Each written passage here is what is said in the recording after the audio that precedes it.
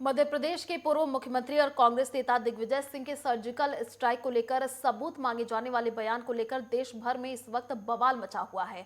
वहीं गुजरात के पूर्व मुख्यमंत्री और पंजाब के बीजेपी प्रभारी विजय रूपानी ने कहा कि भले ही कांग्रेस दिग्विजय सिंह के बयान से किनारा कर ले, लेकिन कांग्रेस ऐसी पार्टी है जो धर्म के नाम पर लोगों को बांटने का काम करती है।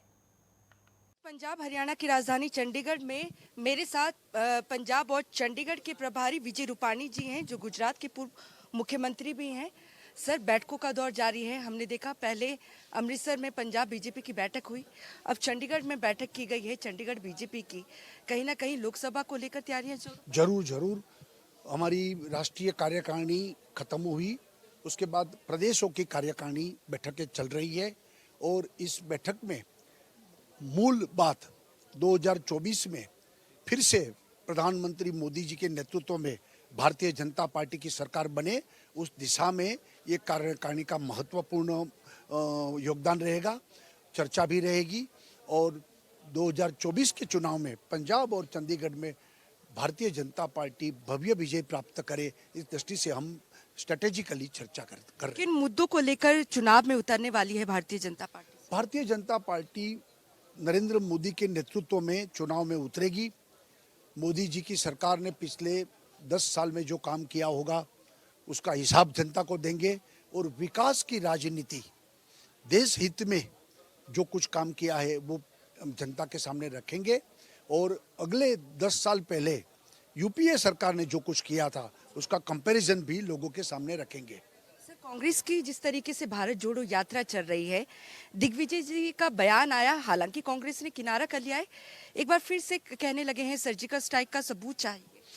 वो कांग्रेस ने तो किनारा कर लिया है, लेकिन ये सर्जिकल स्ट्राइक का एविडेंस मांग रहे हैं, ये लोग देश हित के खिलाफ सारी बातें कर रहे हैं। इसके कारण कांग्रेस की हालत खराब दिन प्रतिदिन हो रही है। जैसे गुजरात में कांग्रेस साफ हो गई, 156 बीजेपी को सीट मिली, 17 सीट। आज तक आज़ादी के बाद कांग्रेस को इतनी कम सीटें कभी नहीं मिली थी, यानी जनता ने किनारा कर लिया है और अभी भी कांग्रेस इसमें सुधर नहीं रही है। आने वाले दिन में कांग्रेस समाप्त तो हो रही है, ये डूबती नाव है और कांग्रेस समाप्त हो जाएगी। कांग्रेस तो ये भी आरोप लगा रही है सर भारतीय जनता पार्टी के ऊपर कि हिंदू और मुस्लिम को लड़ाने का काम कर रही है भारतीय जनता पार्टी। कांग्रेस के शासन में ही कौमी दंगा सबसे ज्यादा हुआ है।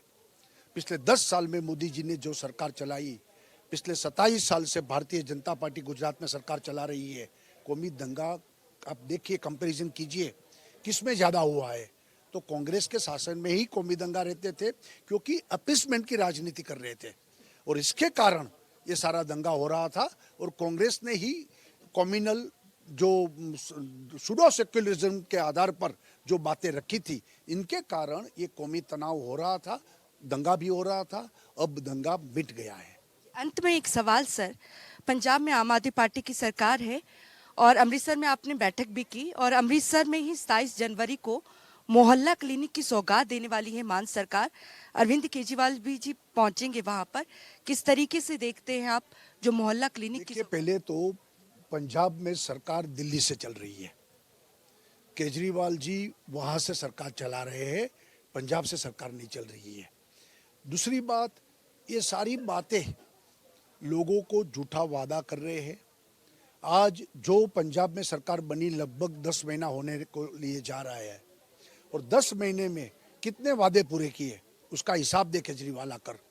लोगों का भ्रम टूट गया है और आम आदमी पार्टी के प्रति जो लोगों ने जो अपेक्षा थी वो निराश हो गए हैं और पंजाब की जनता अब उनसे भी त्रस्त हो गई है। आने वाले दिन में ये सरकार कितनी चलेगी ये भी एक सवाल होगा। धन्यवाद सर। विजय रूपानी जी, पंजाब और चंडीगढ़ के भारतीय जनता पार्टी के प्रभारी और गुजरात के पूर्व मुख्यमंत्री, उनको आपने सुना और साथ ही इनका ये भी कहना है कि आम आदमी पार्टी की अगर हम बात करें, उनकी तरफ से जो चुनावी वादे किए गए थे वो महज वादे थे, वो पूरे नहीं किए गए हैं। साथ ही इनकी तरफ से ये भी सवाल खड़ा किया गया है कि ये भी देखने वाली बात होगी जिस तरीके से आम आदमी पार्टी दिल्ली से चल रही है, इनका कहना है, तो कैसे ऐसे में पंजाब में आम आदमी पार्टी की जो मान सरकार है वो कितने समय तक चल पाती है, क्या 5 साल पूरे कर भी पाती है या नहीं, जिस पर इन्होंने प्रश्न चिन्ह लगाया है। कैमरामैन गणेश के साथ नेटवर्क 10 के लिए चंडीगढ़ से ईशा ठाकुर।